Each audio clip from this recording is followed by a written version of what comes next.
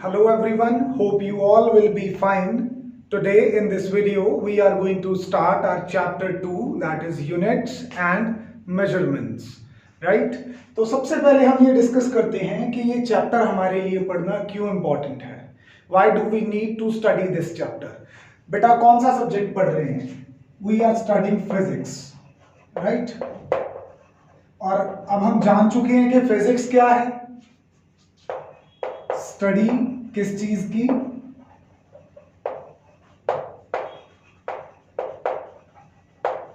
Laws of nature की. ठीक है. इन लॉज ऑफ नेचर को हम कैसे एक्सप्रेस करते हैं? We express these laws of nature by using some physical quantities.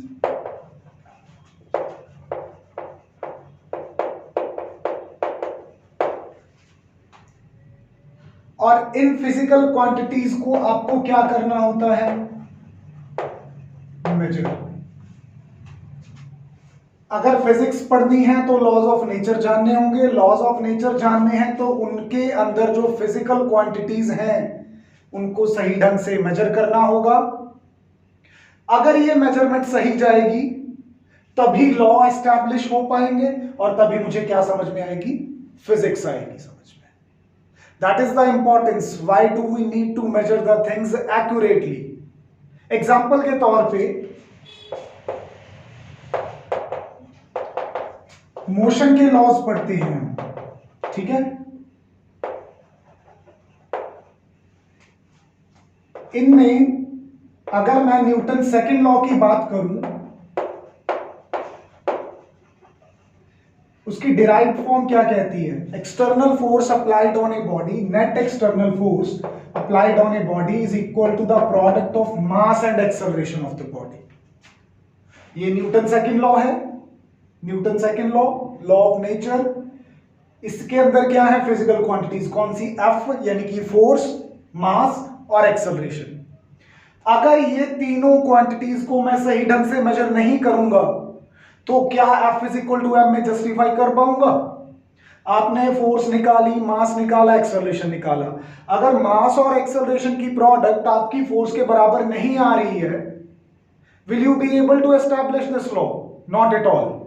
तो इसका मतलब अगर लॉ को एस्टैब्लिश करना है तो उसके अंदर की फिजिकल क्वांटिटीज को सही ढंग से क्या करना होगा? मेजर करना होगा. That is the need for measurement. Okay. अब यहां पे एक वर्ड आया है फिजिकल क्वांटिटीज. क्या होती हैं फिजिकल क्वांटिटीज?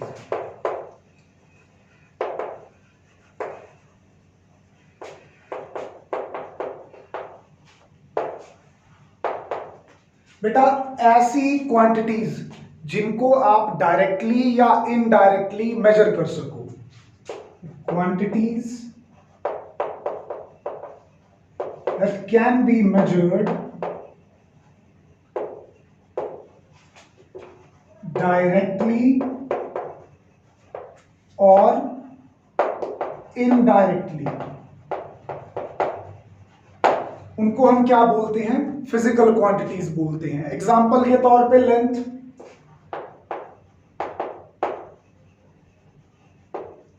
लेंथ को आप मेजर कर सकते हो अपने नोटबुक में स्केल यूज करके. एक क्लोथिंग हाउस पे एक मीटर गॉज यूज करते हैं मेजर करने के लिए, तो वो डायरेक्ट मेथड्स हो गए. अच्छा, सन और अर्थ के बीच का डिस्टेंस जो है, लेंथ ऑफ पाथ जो है, वो हमने कोई स्केल लेके तो नहीं मेजर की होगी. We have measured it by some indirect methods. तो वो भी उसी में इन्वॉल्व हो गया मेजरमेंट में. तो इसका मतलब ऐसी क्वांटिटीज जिनको डायरेक्टली या इनडायरेक्टली हम मेजर कर सकते हैं किसी ना किसी इंस्ट्रूमेंट के थ्रू, किसी ना किसी मेथड के थ्रू, उनको हम क्या बोलते हैं? Physical quantities. तो ऐसी कौन सी चीज है जो फिजिकल क्वांटिटी नहीं है? Feelings, anger, love, hate, compassion. इनको हम किसी स्केल से मेजर नहीं कर सकते ना, तो ये नॉन फिजिकल क्वांटिटीज हो गई. अंडरस्टूड. अब फिजिकल क्वांटिटीज जो हैं ये बहुत सारी हैं फिजिक्स में. तो इनको दो टाइप्स में डिवाइड कर लिया गया है. फिजिकल क्वांटिटीज की हमारे पास कितनी टाइप्स हैं? दो टाइप्स हैं. सबसे पहली टाइप जो है दैट इज फंडामेंटल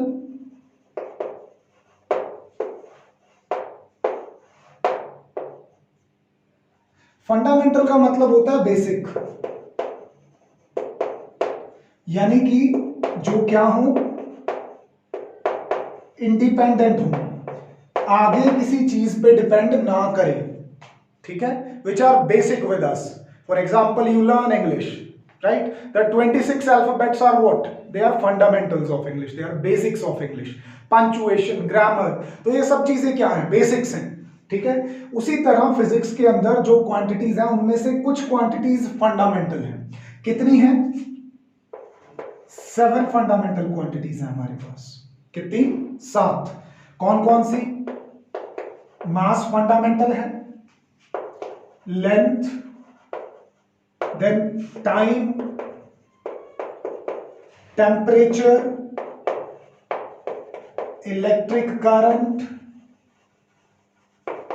उसके बाद amount of substance या matter, और लास्ट पे आ जाता है luminous intensity. हो गए 7? Yes. These 7 quantities in physics are fundamental. ये बेसिक है हमारे पास. और बाकी की जो सारी क्वांटिटीज हैं इनसे बनी हुई हैं. इनको यूज करके इनके different relations, multiply, products, addition, subtractions, ये सब लेके फिर बनाई हैं हम. ठीक है. तो दूसरी टाइप क्या आ जाती है? We call them derived.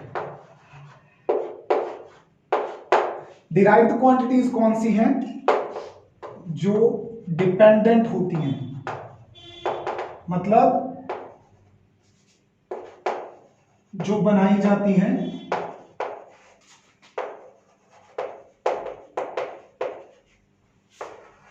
किसके रिलेशन के जरिए? फंडामेंटल क्वांटिटीज के रिलेशन के जरिए.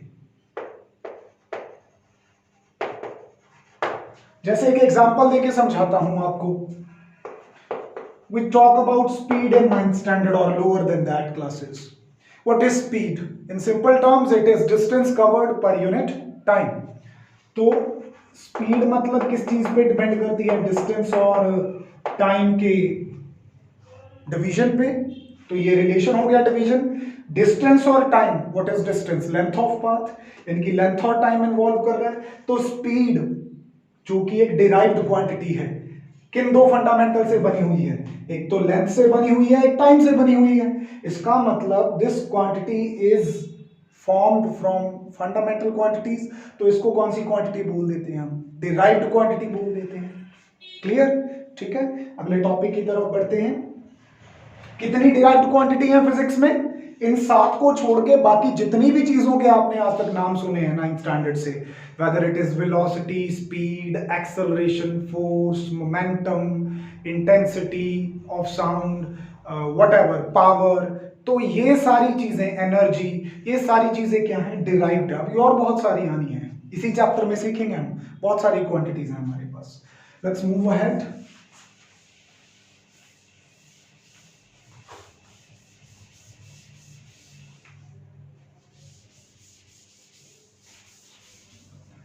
राइट. अभी हमने कहा कि फिजिक्स को समझना है तो लॉज को समझना होगा, लॉज को समझना है तो फिजिकल क्वांटिटीज की मेजरमेंट करनी होगी. जब भी हम किसी चीज को मेजर करते हैं,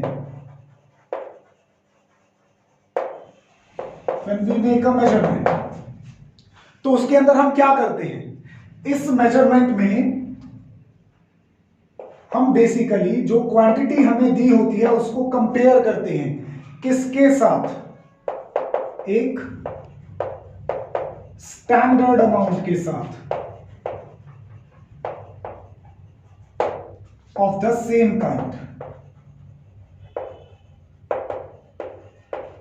What is measurement? It is the process of comparing given physical quantity with the standard of same kind.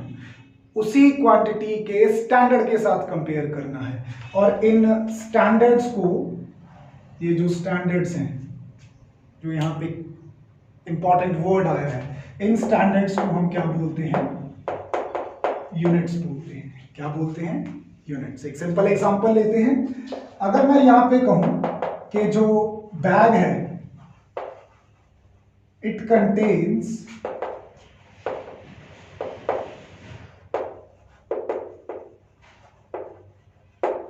5 kg of sugar, तो क्वांटिटी ऑफ शुगर कितनी है उसमें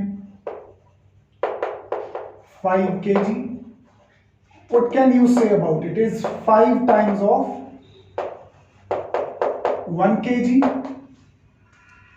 तो ये 5 आपका क्या हो गया, कंपैरिजन में आ गया किसके, एक स्टैंडर्ड अमाउंट के, क्योंकि मास का जो स्टैंडर्ड है वो क्या है, किलोग्राम है. ठीक है, अदर भी है बट ऐसा ही सिस्टम में अगर हम बात करें तो ये क्या होता है, किलोग्राम होता है. So what is measurement, it is the process, it is the method of comparing the given physical quantity, that is mass here, with a standard of the same kind. ये यहां पे इसकी क्या है, स्टैंडर्ड है, यानी कि यूनिट है इसकी. तो now you can clearly see कि जब भी किसी चीज की मेजरमेंट करते हैं तो उसमें राइट हैंड साइड पे आपके पास दो चीजें होती हैं, एक तो न्यूमेरिकल फैक्टर होता है, उस न्यूमेरिकल फैक्टर के साथ और क्या आ जाता है, साइज ऑफ यूनिट. जैसे कि यहीं पे मैं कह सकता हूं जो क्वांटिटी ऑफ शुगर जो है इसको चाहे मैं 5 किलोग्राम बोलूं, चाहे मैं यहां पे 5 का क्या बना दूं 5000, तो यूनिट क्या हो जाएगी मेरी, ग्राम. है तो दोनों का मतलब एक ही ना, both are one and the same things, either you say 5 kilogram or you say 5000 grams. What do you see from here? This 5 is the numerical factor, this kilogram is the size of unit, this 5000 is numerical factor and gram is the size of unit. What do you see कि दोनों cases में quantity of matter तो उतना ही रहता है, यानी कि Q या product of N and U ये क्या है, कांस्टेंट है. दोनों ही हालात में आप 5 किलोग्राम शुगर की बात कर रहे हो. पर एक चीज जो कमाल की यहां पे देखने से आई कि न्यूमेरिकल फैक्टर और साइज ऑफ यूनिट एक दूसरे के क्या हैं, इनवर्सली प्रोपोर्शनल है. ध्यान से देखो, 5 से क्या बन गया 5000, 1000 गुना बढ़ गया, न्यूमेरिकल फैक्टर गेट्स बिगर, तो यूनिट क्या हो गई किलोग्राम से gram. Now we know that kilogram is bigger and gram is smaller. तो जब आपका न्यूमेरिकल फैक्टर बढ़ा तब साइज ऑफ यूनिट ने अपने आप को क्या कर लिया, स्मॉल कर लिया, ताकि प्रोडक्ट दोनों की क्या रहे, कांस्टेंट रहे. So that is the basic that we do in measurement of something. Okay, simple सी चीज है. चलिए आगे बढ़ते हैं इसके. अभी इसमें एक वर्ड की बात की है हमने, स्टैंडर्ड, दैट इज यूनिट. इसके बारे में डिस्कशन करते हैं अभी.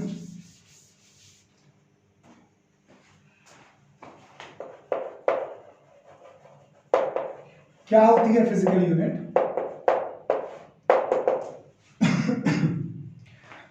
जो भी हमें सब्सटेंस दिया होता है, जो भी हमें फिजिकल क्वांटिटी दी होती है, वो फिजिकल क्वांटिटी कुछ भी हो सकता है, मास, लेंथ, टाइम, व्हाटएवर, फंडामेंटल और डिराइव्ड, उसको हम उसके स्टैंडर्ड के साथ क्या करते हैं, कंपेयर करते हैं. ठीक है, उस स्टैंडर्ड को क्या बोला जाता है, उस स्टैंडर्ड को बोला जाता है physical unit. So how do we define a physical unit? A chosen standard, जिसको हम चुनते हैं.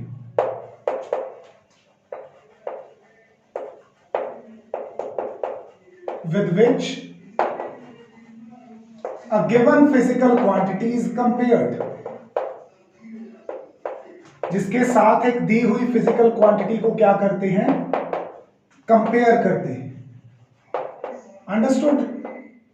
अभी ये जो फिजिकल क्वांटिटी है, या सॉरी फिजिकल यूनिट है जो, ये भी हमारे पास दो तरह की होती है.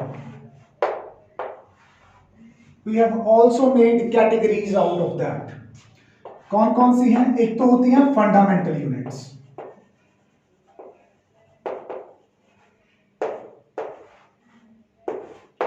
और दूसरी होती है हमारे पास डिराइव्ड यूनिट्स. फंडामेंटल यूनिट्स होती हैं जो किसी चीज पे डिपेंड ना करें, which are basic for us. उन यूनिट्स को यूज करके हम डिराइव्ड यूनिट्स बनाते हैं. बेटा अगर अपने पास 7 फंडामेंटल क्वांटिटीज हैं तो उन्हीं 7 फंडामेंटल क्वांटिटीज का क्या होगा, 7 फंडामेंटल यूनिट्स होंगी. फॉर एग्जाम्पल हमने कहा था कि पहली बात तो ये इंडिपेंडेंट होती हैं,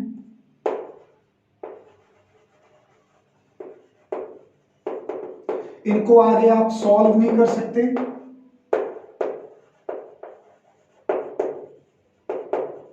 ठीक है।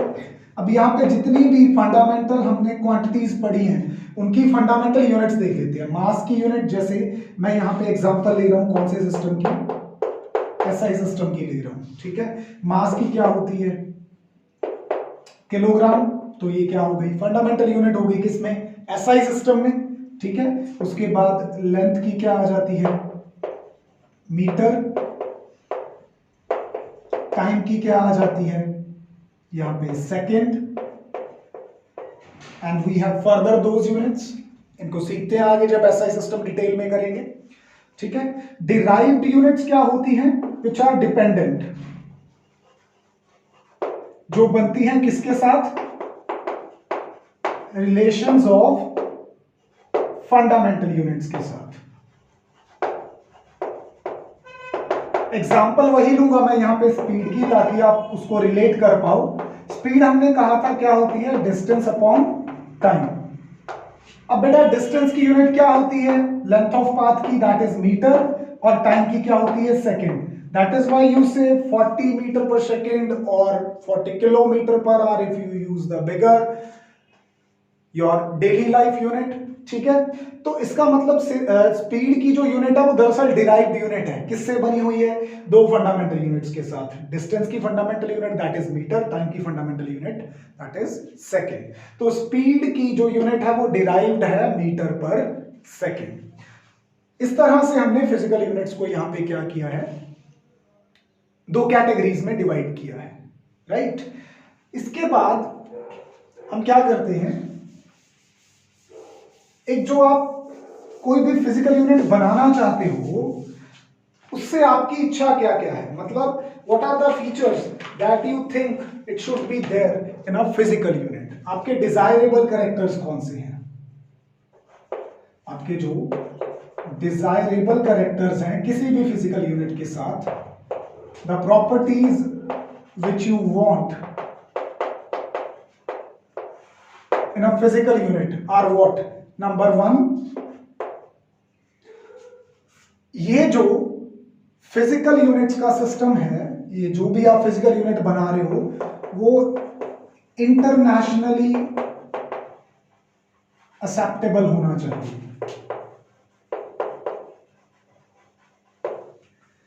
देखो 9th स्टैंडर्ड से इवन उससे भी लोअर क्लास में जब आपको मोशन चैप्टर आता है या मेजरमेंट्स के बारे में आता है तो वहां पे आपको बताया जाता है कि we have many system of units. आपने कुछ फेमस यूनिट सिस्टम के नाम सुने होंगे, जैसे कि CGS, MKS, FPS और SI। तो मे बी आपके दिमाग में क्वेश्चन आया होगा कि इतने सारे सिस्टम क्यों बनाने पड़े। एक एग्जांपल के थ्रू कोट करता हूं, चिड़िया एक बर्ड है, उसका डिफरेंट जगह पे डिफरेंट नाम है। हिंदी में उसको बोल देते हैं चिड़िया, पंजाबी में चिड़ी, ठीक है, देन स्पैरो, गोराया, ठीक है, इस तरह से डिफरेंट नेम्स हैं उसके। अगर आप एक स्टेट से जाके दूसरी state, now I know that we are in globalization तो हमें सब चीजें पता होती हैं, बट इमेजिन कि आपको नहीं पता कि किसी दूसरी जगह पे इसको क्या बोलते हैं। Whenever you meet that person, will you be able to convey what you want to say? No. तो यहां पे साइंटिस्ट के साथ सेम प्रॉब्लम्स आ रही थी कि जब भी वो अपनी रिसर्च किसी दूसरी कंट्री के साइंटिस्ट के साथ शेयर करते थे, they were working in different systems. तो एक दूसरे की बात को समझना, वहां पे कैलकुलेशंस में टाइम वेस्ट करना, that is not good at all.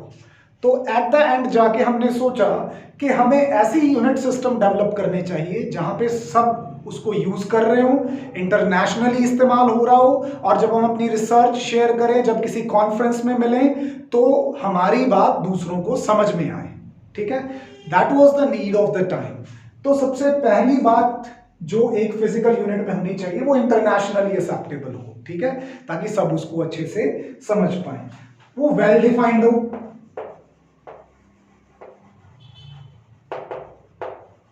Well defined का मतलब है कि उसकी एक प्रॉपर डेफिनेशन, उसकी लॉजिकल जस्टिफिकेशन होनी चाहिए। ऐसा नहीं है कि 1 किलोग्राम कितना होता है, कभी कुछ बोल दिया, कभी कुछ बोल दिया, कभी कुछ बोल दिया। It must be a particular well defined logic जिसके बेसिस पे हम उसको डिफाइन कर रहे हैं। ठीक है, उसके बाद आ जाता है इजीली रिप्रोड्यूसिबल। रिप्रोड्यूसिबल का मतलब होता है उसकी कॉपीज बनाना आसान हो। जैसे जब आप कुछ खरीदते हो, वो पुराने वेइंग मशीन की बात करूं जिसमें एक तरफ हम वेट्स रखते हैं, 100 ग्राम, 200 ग्राम, 500 ग्राम, 1 किलो, 2 किलो, 5 किलो, तो वो जो बट्टा होता है, द वेट, वो कैसे बनाया होगा? किसी फैक्ट्री में बना होगा।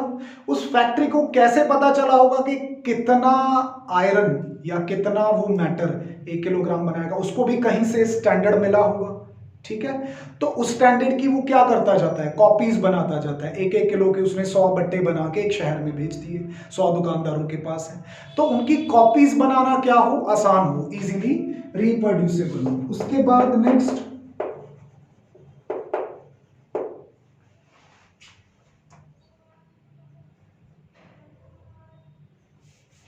ये जो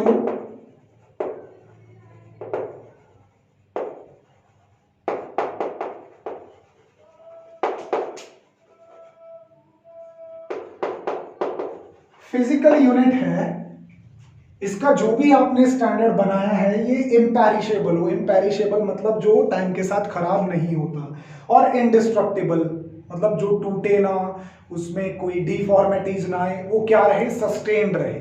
राइट। उसके बाद आता है last point, not affected by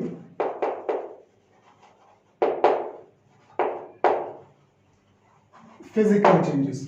through out the year मौसम में कई तरह के बदलाव आते हैं, एटमॉस्फेयर है हमारे अराउंड, ठीक है, एनवायरमेंट है हमारे अराउंड, वो कॉन्टिन्यूसली चेंज होता है। हीट, कोल्ड, सनलाइट, सनसेट, ठीक है, शैडोज, ये सारी चीजें, टेम्परेचर का चेंज, ये उस फिजिकल यूनिट को अफेक्ट नहीं करने चाहिए। नहीं तो मौसम के हिसाब से बदलता रहेगा तो हमारा स्टैंडर्ड जो है मेंटेन नहीं रह पाएगा, फिर मेजरमेंट्स क्या हो जाएंगी? वहां पे गलत हो जाएंगी। So these are the desirable characters which you want from a physical unit. ये आ गई बात कि एक फिजिकल यूनिट से हमें क्या क्या चाहिए होता है। ठीक है, इसके बाद आ जाते हैं